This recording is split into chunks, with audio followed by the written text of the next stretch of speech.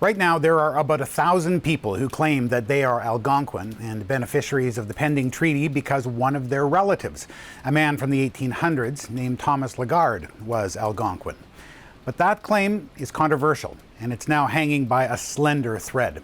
He was purely French. University of Ottawa professor Veldon Coburn, who is himself Algonquin, says if you were to search Thomas Lagarde on a genealogical website, you would find a very consistent message. There is no hint of being Indigenous, let alone being Algonquin, in any documentation before or since.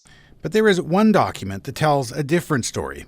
In this recently discovered mysterious letter, a priest named Father Brunet tells his bishop that Lagarde was, quote, descended from Algonquins. That letter was entered as evidence at a hearing in 2013, which was held to determine whether or not Lagarde was Algonquin. The hearing judge found the letter persuasive and concluded Lagarde was truly Algonquin. At the 11th hour, just coming in to save the day, a mysterious letter shows up. Coburn says there are plenty of reasons to be skeptical. He notes that the letter was discovered by William Mann. Mann is the Supreme Grand Master of Canada's Knights Templar organization, a secretive society of Freemasons. He's also the author of a series of conspiracy theory books about the Knights Templar. Mann claims a photo of the mysterious letter showed up in his mailbox a few years back.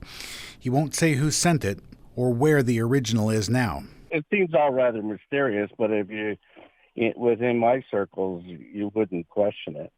But a CBC investigation has raised many questions. A handwriting expert compared this letter to handwriting of the real Father Brunet of history and found that they didn't match. One historian examined the contents of the letter and noted that it contained glaring historical errors. For example, it referred to a Catholic diocese which never actually existed.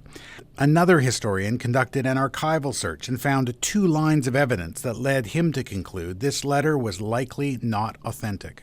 Those 2 things combined would lead me to be highly suspicious of the origins of the photocopied Lagarde letter. And as a result, I wouldn't use it in my own research and I wouldn't rely on it.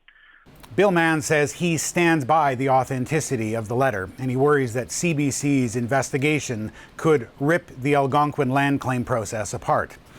The organization running that process says if there are any questions about this letter, they can be addressed at a process set up to address those concerns this fall. Jeff Leo, CBC News, Regina.